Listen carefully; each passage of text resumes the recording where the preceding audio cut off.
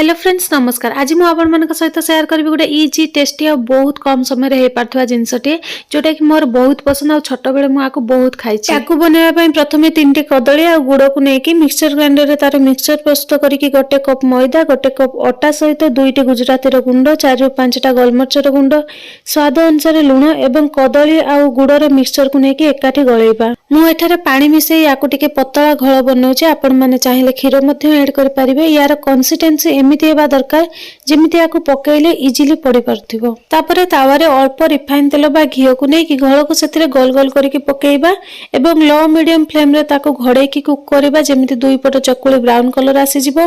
Brown colour आसला परे चकुलीटे ready हो जिवो। सेम प्रोसेस रे मु एठारे सबुतक चकुली को बनै साची। यार आकार आपण छोट आ बड़ मध्ये रखि पारिबे। देखिले तो एटा बहुत कम समय रे बनिक रेडी हो गला। वीडियोटी भल लागिथिबो जदि लाइक करिया को जमा भूलिबेनी। रहिली बाय बाय।